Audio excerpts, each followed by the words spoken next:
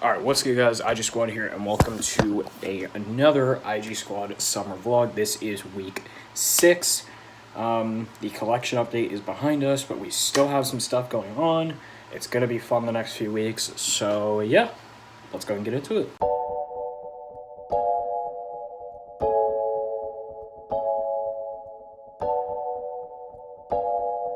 Alright, okay, so this week is gonna be fun, but also, you know, just kind of another typical week. Although not quite so typical. So today is Monday, June 5th, and that means today is WWDC. So we're gonna be watching the presentation. I can't broadcast it here on the vlog, unfortunately, but we will be doing sort of first impressions of what we saw today. Yeah, just sort of talking about what happened and what Apple announced. So yeah, the betas for all the new software versions probably won't be out until next month, but we'll talk about those once they end up getting released. So yeah, it should be fun. I know these vlogs get posted a week later than all the rest of them. So yeah, also new week, which means new phone that we are recording on. I am going to be recording this entire video on an iPhone 8.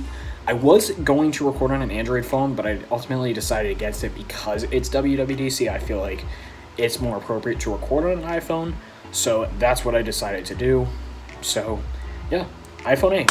This camera's still totally good. So yeah, we're going to be recording on it. But the presentation doesn't start until 1, and it's about 10:15 right now, so I actually have to run out and go run some errands real quick, pick up some breakfast items, so I'm gonna go do that right now, and then I will come back and probably finish importing the footage from last week's vlog, get that all ready to start editing either later today or tomorrow.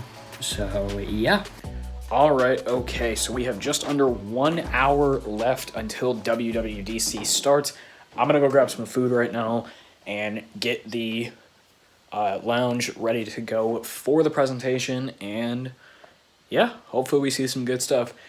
So I don't know if Apple is actually going to do this. There's been a lot of rumors speculating that they're going to release a competitor to the Meta Quest. Seems kind of dumb for Apple, because we know that mostly everything that Apple has ever done that's gaming related has pretty much failed. The Apple Pippin has failed. A lot of gaming related stuff for Apple has just failed in general. But is something like a Meta Quest going to work out for Apple? We'll see. But let's go see what the presentation looks like. All right, 15 minutes left, and WWDC will begin. I'm hyped. I'm just ready to see iOS 17 and what goes on, and get some new watch faces, because I'm getting bored with I love the current watch faces, but I'm always enjoying some new ones. So, yeah. Also, happy Pride Month. Yes. All right, anyways. 15 minutes. Let's go. All right, okay, so WWDC happened yesterday. Yeah, I know, it's the next day. I am still in the same clothes. You know what? Don't fucking question it. Let's talk about everything that Apple released in as short of a time as possible. It's probably not going to be that short, but you know what? We're going to go with it. All right, so this was the most jam-packed WWDC in a couple years. There was a lot of hardware, including one huge one. And the software, not major, but still some pretty decent updates. So let's start with the software. Let's start by talking about iOS 17, what everybody is here for. So iOS 17, not a ton of updates, but some, marginal ones to help. So the first thing that came out is a update to your call screen. So you can actually customize contact by contact what you see when someone calls you now. That's actually pretty cool. I'm all for, as much customization as possible. I still don't know how it's going to compare to the call background customization that you get inside of One UI. which is such an underrated feature, by the way.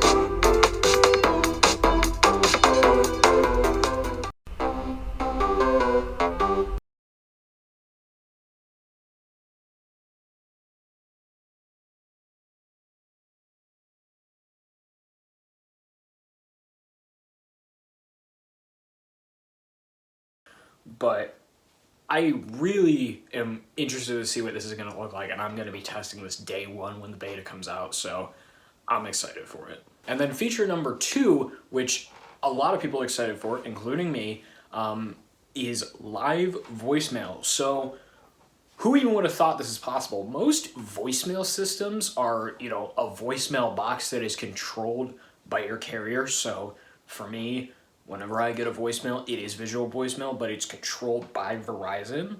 But now that you have this, you can see a live transcription of a voicemail, and you can actually interrupt the voicemail and answer the call, which I didn't know that was possible. But this is going to be really helpful for spam calls. Once spam call season rolls around, I'm going to be using this literally all the time. I want to put it side by side though with Pixel Call Screen, because that has been such a solid feature for spam calls for a couple years now. So I'm curious to see how this matches up with that. So we'll see. All right, and then there were some pretty big updates to the Messages app and to iMessage. So do we have RCS messaging? Of course not, because it's fucking Apple, because they suck. So if you have an Android phone and you're trying to text an iPhone, you're still out of luck, and you're still going to get blamed by every nonsensical iOS user ever. But I'm not one of those nonsensical people. We need RCS messages.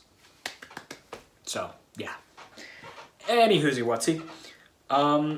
So there is now a new way to see all your iMessage apps. It's just in this little stack that's kind of, you know, just floating around in the corner, which I like because iMessage apps, they've kind of been in the same layout pretty much since they became a thing back in, what was that, like iOS 10?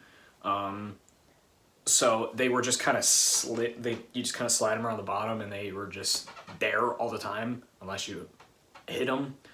Now they're just in this sort of little carousel, or not carousel, but in this little stack that's tucked away, which is a lot cleaner. So nice to have a little more organization. And then there's a new feature that's going to help ensure safety to friends and family members, which is check-in. So basically what this is you can have, it's kind of like a location determining wellness check, if that makes any sense.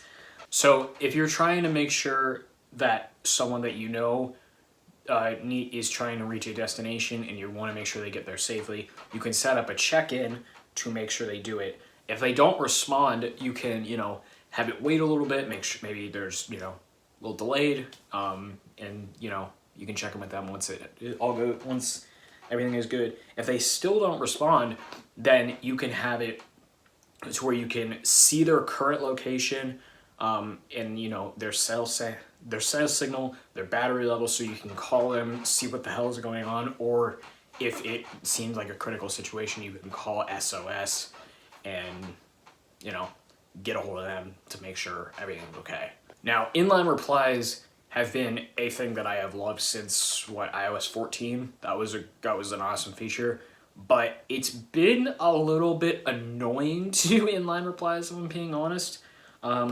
So now, all you have to do to reply, it's basically just the same as Instagram. You just swipe over and you can reply like that. So that's really nice to just have that quick way to reply and not completely get lost in the conversation. There's also more search filters within iMessage, which can help if you're trying to search for a certain message to look back at or something like that. I don't really know. I don't use search in iMessage very often, so I'm not really sure what the hell I'm going to use that for. But you also have, you know, you can view location inside of a message thread.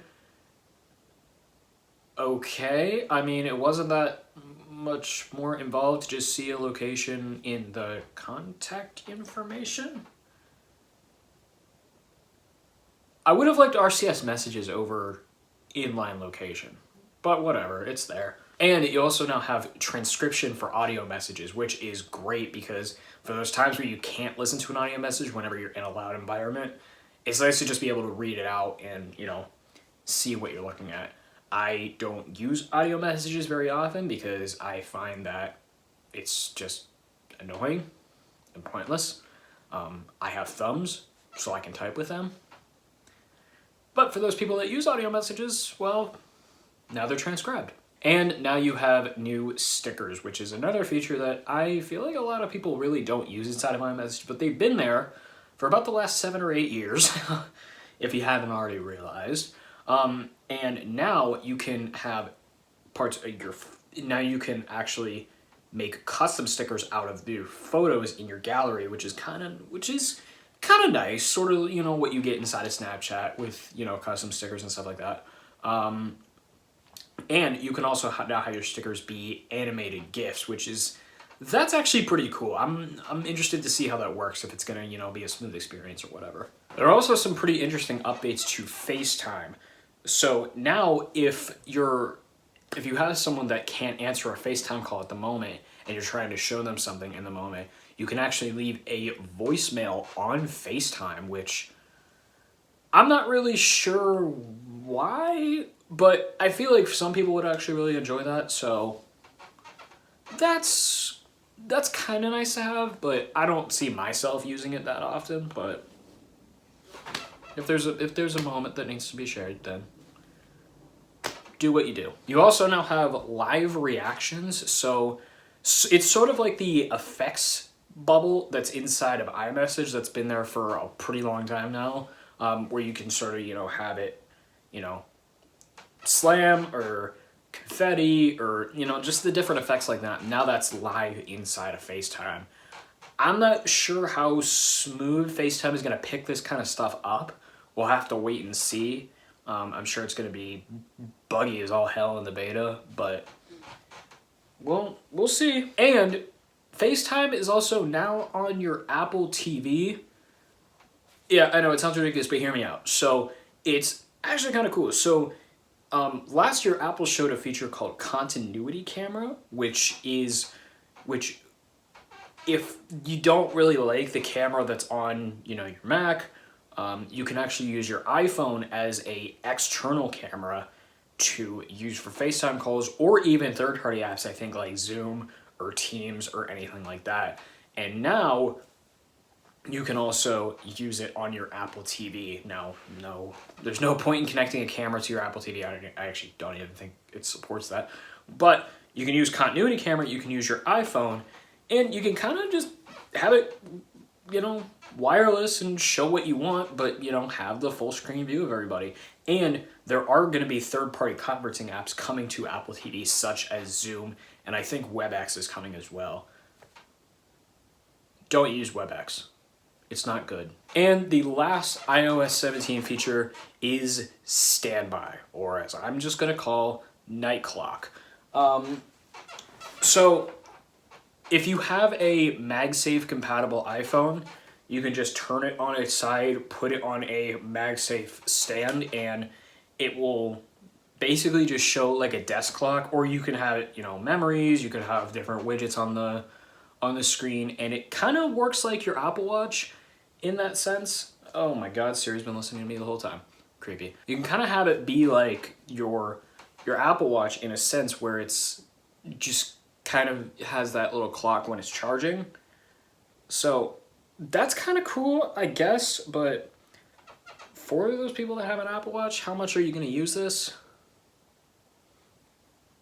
I don't really know. And you can also use live activity, so you do have more functionality than what you would get on the Apple Watch, so kind of pays off, I guess.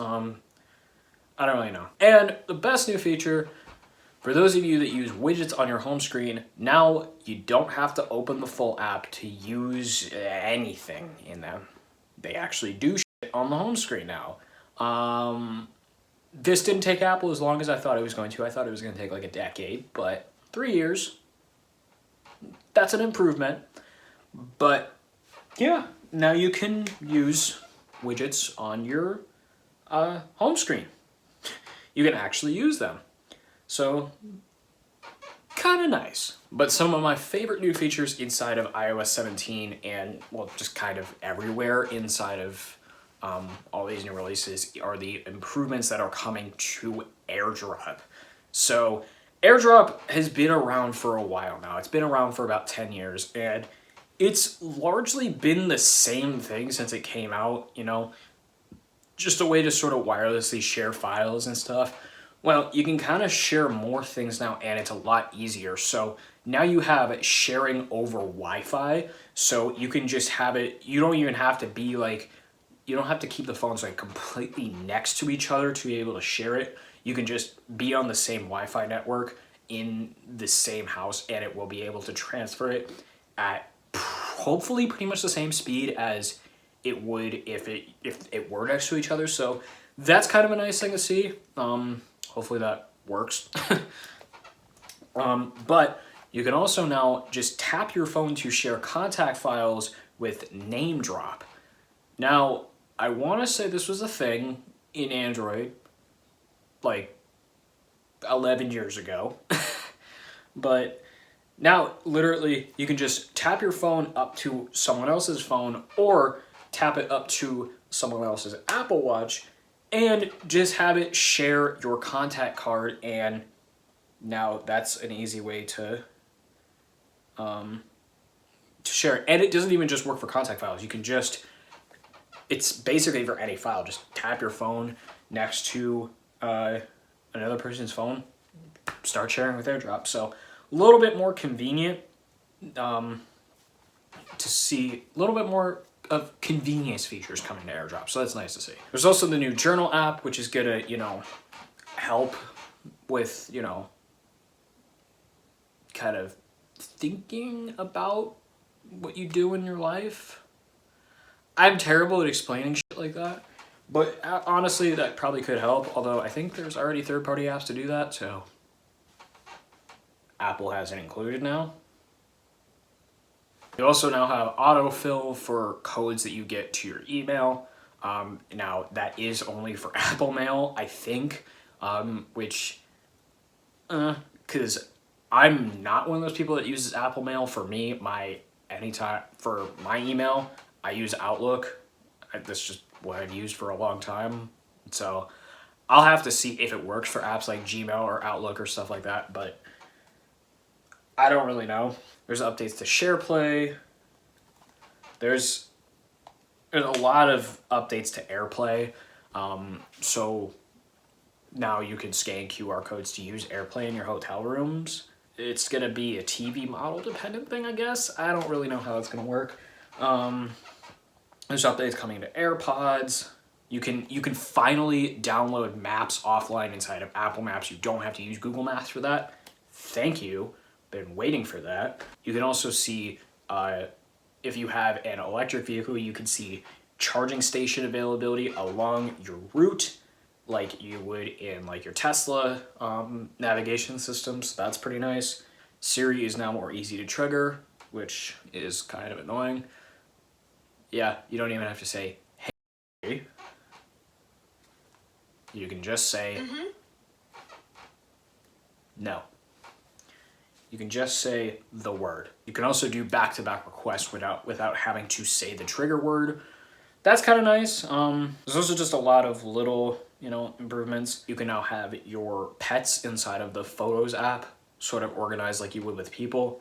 Thank you. Google Photos has been doing that for a while, so nice to be able to see that inside of Apple, inside of the app, inside the iPhone Photos app. Now, with iOS 17, I was expecting the compatible devices list to remain the same. Nope. Not gonna happen. So, The compatible devices list is shrinking for the second straight year, which Apple hasn't done that in a long time.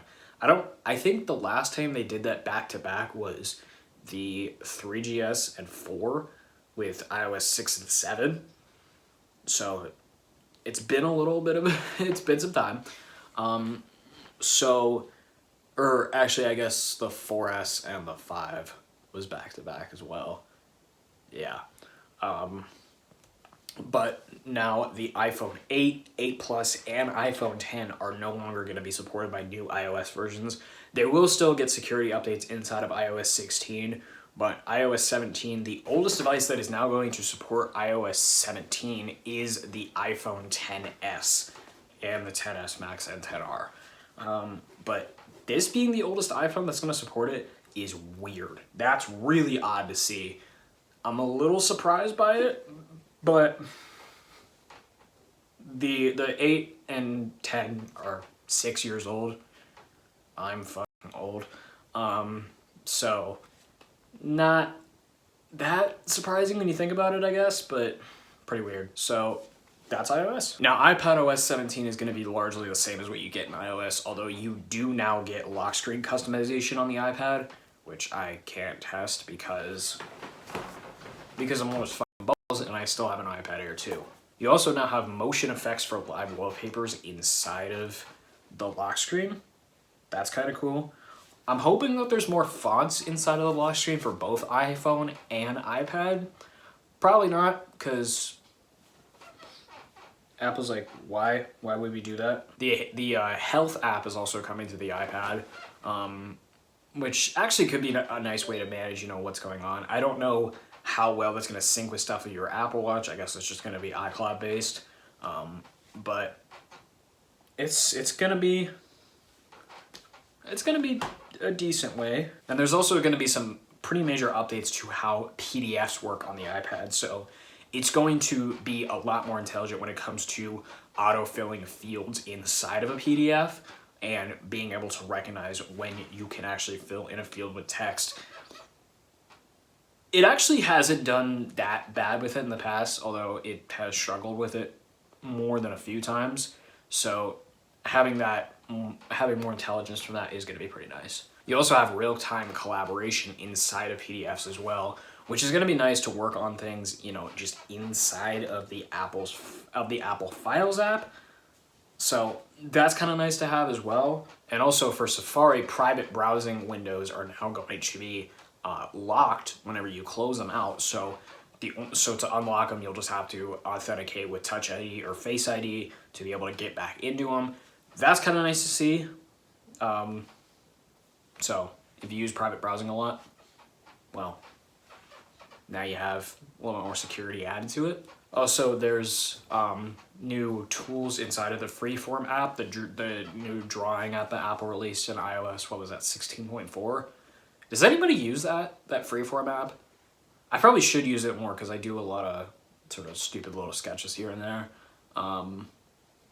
So you have more. Now, I can't tell if the iPad update device list is shrinking or not over iPadOS 16.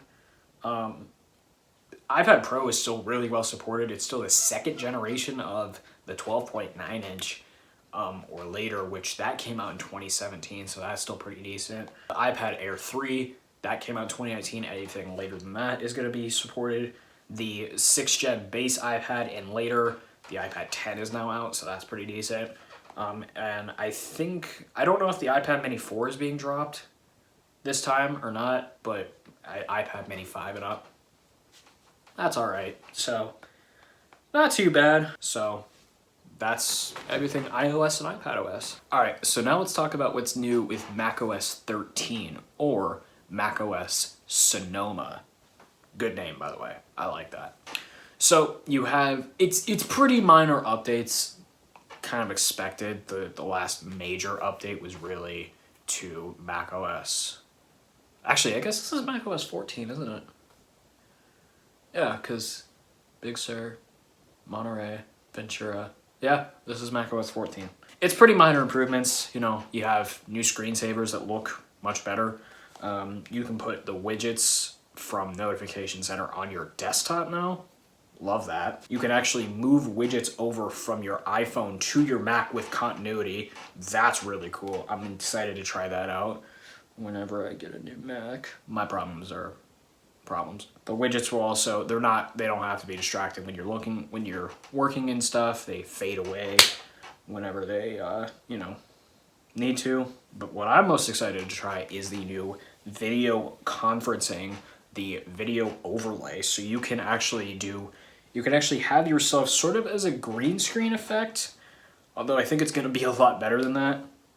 It sort of look like you're presenting on a big board, which honestly, that's pretty cool. I'm excited to give that a try. You have the hand reactions that we saw in iOS as well. You have a screen sharing picker that's system-wide now. It's not just app to app anymore. Search is a little bit faster and relevant. You can put web apps on your dock. You have the new search filters and the inline replies in messages. All the new PDF and notes features as well. There's going to be more games on Mac, which, I mean, who plays games on a Mac on a regular basis? Do not look at me. Now, compatible devices list for macOS Sonoma. I don't know if it's shrinking or not. So it's 2019 iMacs and later, 2019 iMac Mac Pros and later, all iMac Pros, good thing. All Mac Studios, no surprise, I would hope. 2018 Mac Minis and later, 2018 MacBook Airs and later, and 2018 MacBook Pros and later. So this 2016, 2017 MacBook Pros are being dropped. That's a little weird, but not that much weirder, I guess. I don't know. Also, these new wallpapers for all these new software versions look kind of sick. I'm not gonna lie. If we're talking my favorite software of the entire conference, it is going to be watchOS 10. I am super excited for the updates they're bringing. Basically, every app sort of has a new redesign. The activity app, there's a whole lot more color brought into it. Weather app, it's a lot more colorful. It's a lot more interactive in a way, I guess. It's really just better in a whole lot of ways.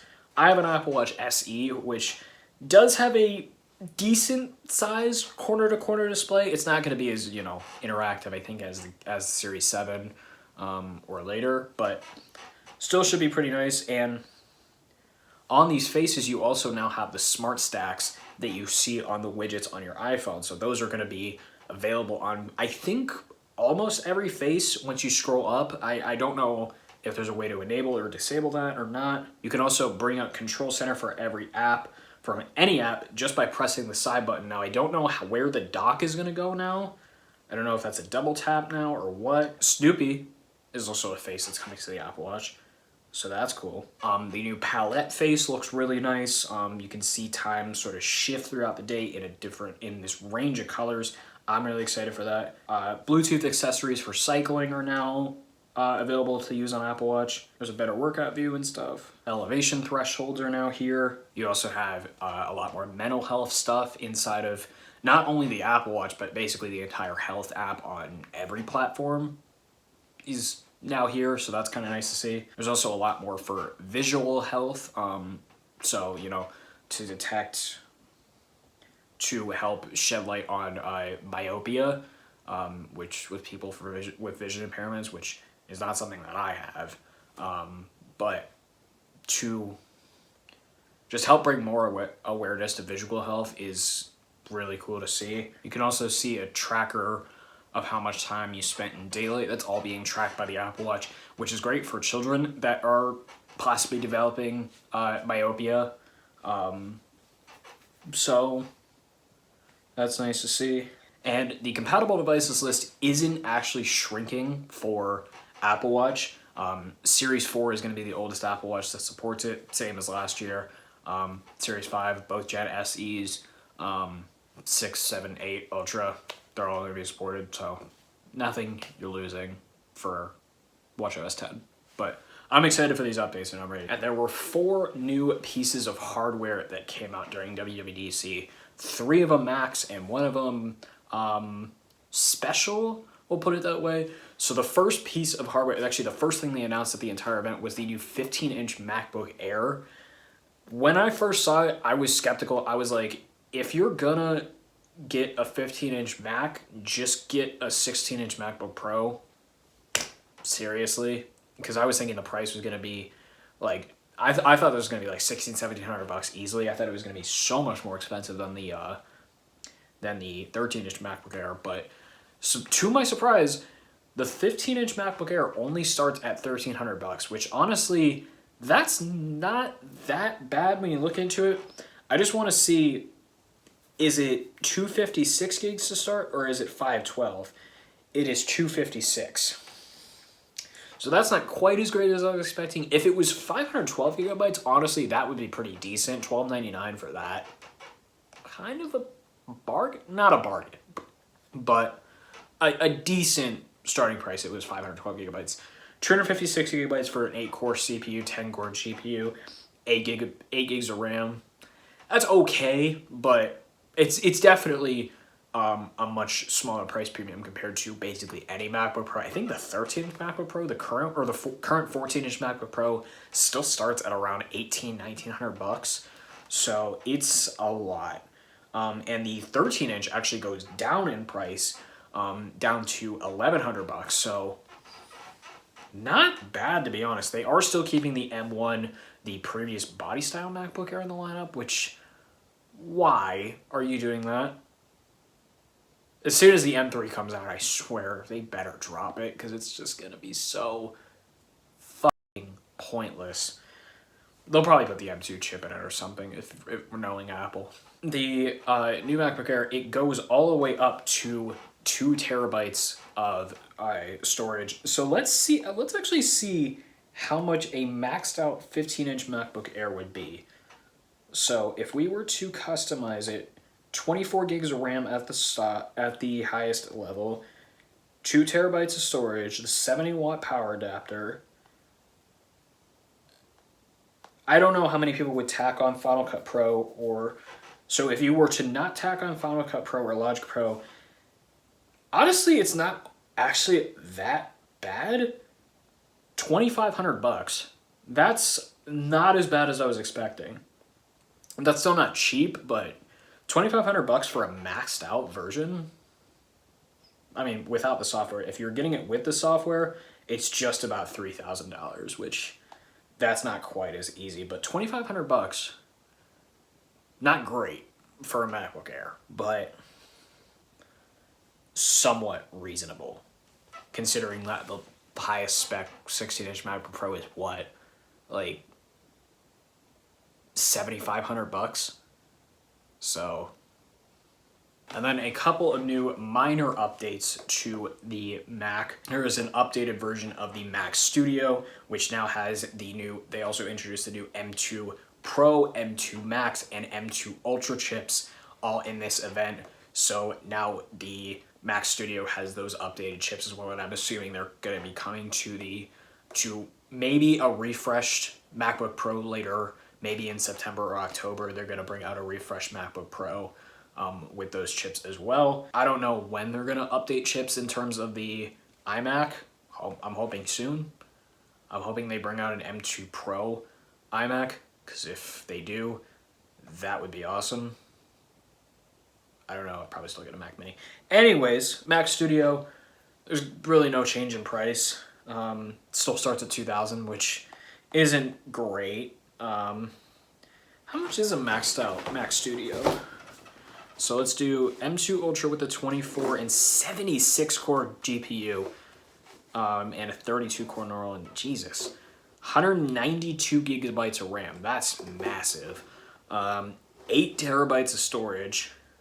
So if you were to not tack on Final Cut Pro and Logic Pro, that is $8,800 for a maxed out Mac Studio. With all that software, $9,300. Yikes. That's a lot. That's definitely a lot.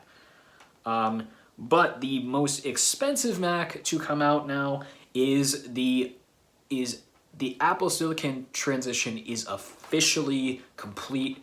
The Mac Pro now has M2 Ultra inside of it. It's only M2 Ultra. They want to put the highest level of performance they can put in this thing. So they did that. and it's $1,000 more expensive than the previous Mac Pro. It now starts at $7,000, which that's great. And the rack now starts at $7,500. That's even, wow. So how much is a maxed out Mac Pro tower? So M2 Ultra, 76 core GPU, only 192 gigabytes of RAM now. Okay, the last Mac Pro had a terabyte and a half of RAM option. So I'm assuming this isn't going to be quite as expensive. Stainless steel frame with wheels, Magic Mouse, and Magic Trackpad.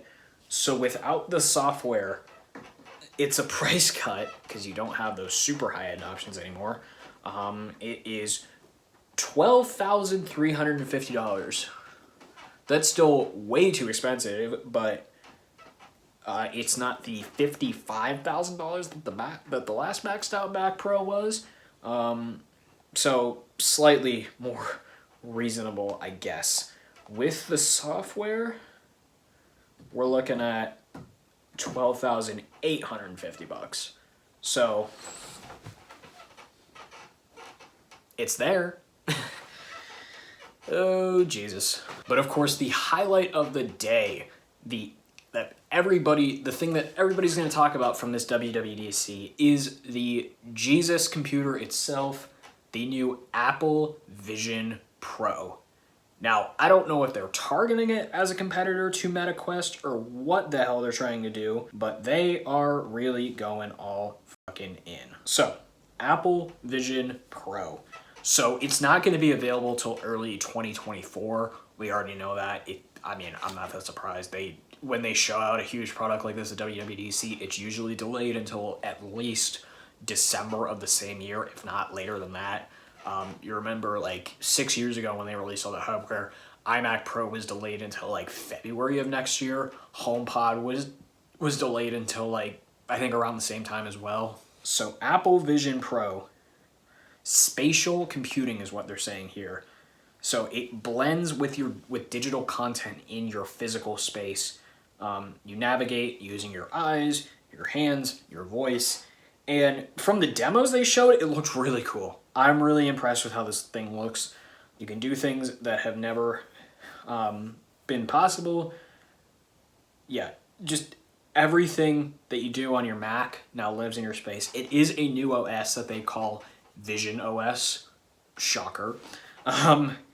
But if I'm being honest, it looks really cool, but the Apple Vision Pro is going to fail if they don't give it a price cut. The Apple Vision Pro starts at $3,500. Starts at. And that has a 2-hour battery life. Pathetic. And you gotta think that MetaQuest Pro, the highest level MetaQuest, is $1,000. This is $2,500 more expensive than the top level MetaQuest. That is ridiculous.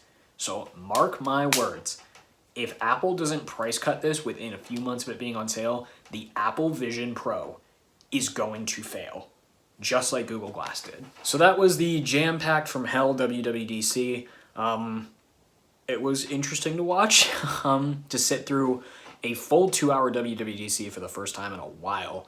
But it happened, so yeah, it was a thing. It was a lot. So,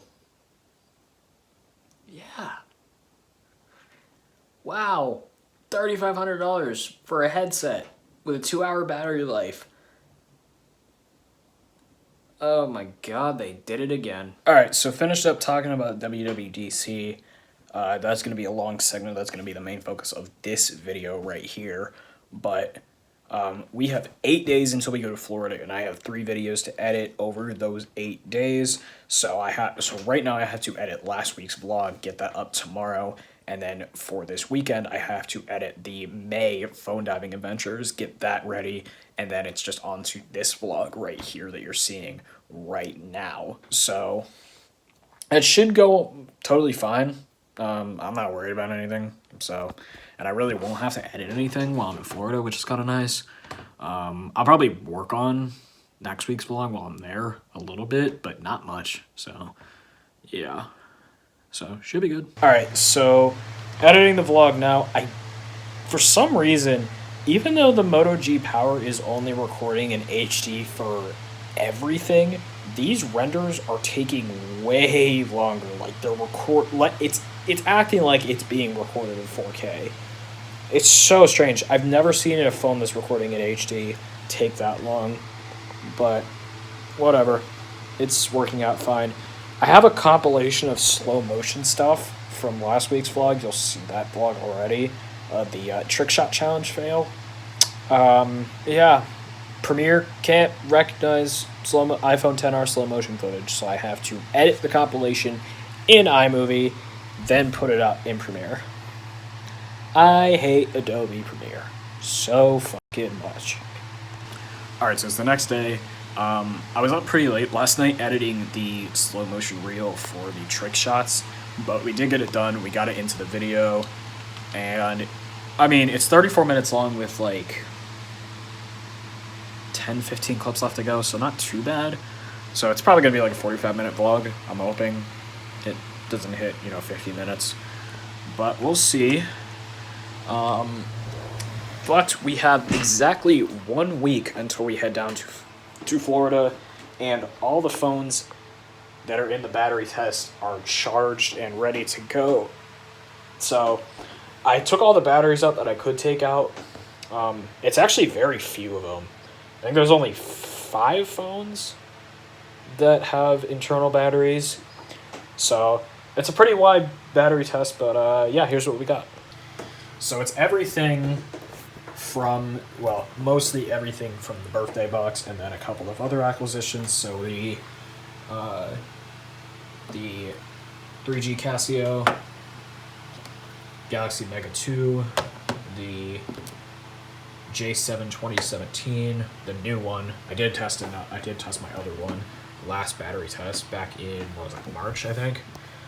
The Galaxy S8, that was in a small lot that I got from my mom's office.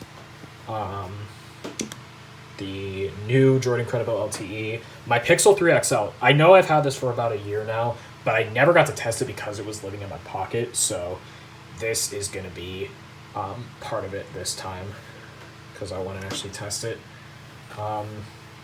Sidekick 4G, the new Z10 that came along with the S8, the Verizon Bold, 800G, LG True, the Space Gray SE, that was in the April Phone Diving Adventures, this new 6S, that was in the May Phone Diving Adventures, i776, Exclaim, Ruber Touch, new Flight 2, the most recent, well, one of the 2 most recent acquisitions. We're not going to be putting the other most recent acquisition, the Moto G5G, in there because I'm taking this to Florida with me to be the vlog camera for the week.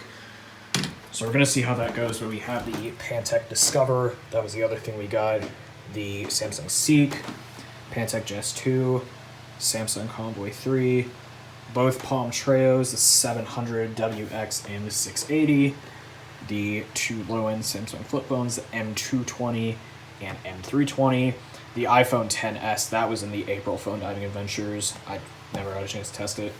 The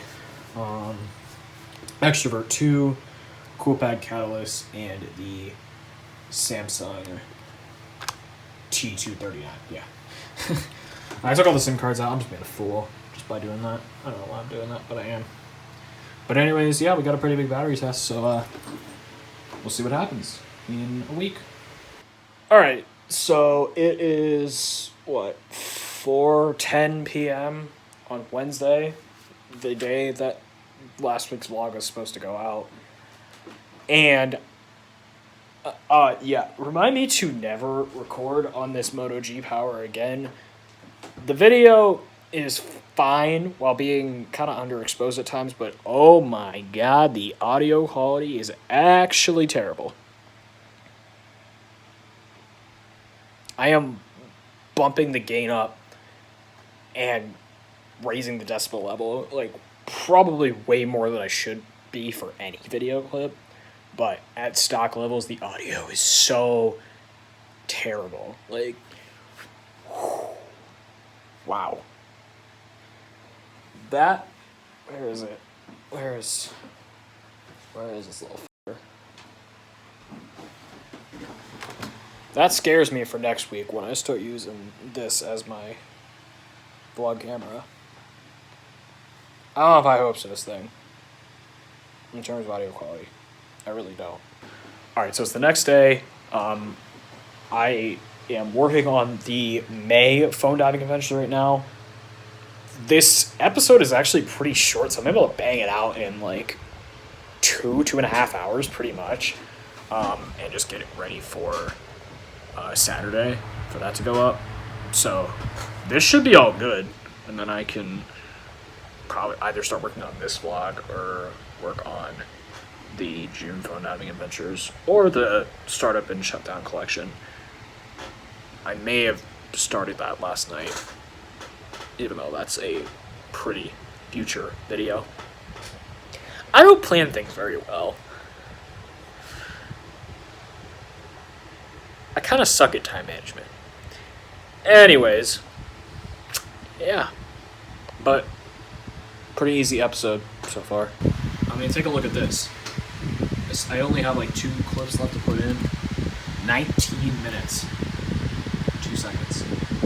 So, I know these last few clips are a little bit long, but this is good. This episode of Phone Diving Adventures is going to be under 25 minutes, which is honestly like perfect length for a video like this, where I don't have a bunch of additional shit getting put in. So, yeah. So not too bad, honestly. Pretty easy. Also, I'm adding one additional phone to the upcoming battery test. I have this LG Phoenix 2 that I got in the March phone diving adventures. The battery that came with it didn't work, but from what I've seen, the battery consumption is a little bit different than the better Phoenix 3. So we're just gonna throw it in, and yeah, so I'm just getting this charged up right now. I think it's a little stuck here at 91%, but we'll just leave it. It should be fine. And yeah. So it's actually now 2 days later, almost 3. Actually, it's like it's almost 11:30 p.m. on Saturday. I haven't done anything today. The phone diving adventures went up at 3:30, and I haven't had to do any editing, so I'm gonna start editing this one tomorrow. I'll keep it going, even though there's gonna be absolutely nothing going on. But yeah, that's literally it. All right, so it is now Sunday. Yeah, I know I didn't vlog too much towards the end of this, but you know what? Next week's vlog is going to be a whole lot more exciting. I'm getting to editing this vlog right now because I have to get it in a little early this week, because in 3 days we are heading to Florida. I have the battery test ready to go. Just have to put the phones back together. Yeah, I know. Why do I do this dumb shit? Because I get bored. So, yeah, now I have phones to put back together, but you know what? Whatever. It doesn't take me more than an hour to put all these back together, so yeah. We will do that probably Tuesday night to Wednesday morning, and should be fine. So yeah. Alright, that is going to wrap it up for this vlog, but make sure to stay tuned for the next vlog, where you see me in Florida for the first time this summer. I'm hyped. And the summer, the real summer, starts now. Week 7 we're already moving on to, but yeah. It's time to get fun shit going. But that is going to be it for this one. Hopefully you guys enjoyed it. If you did, you guys know what to do. Smash the thumbs up button, hit that subscribe button down below. And yeah. I'll catch you guys next week. Still here, but not the whole time. You know what I mean. Alright, catch you guys. Peace.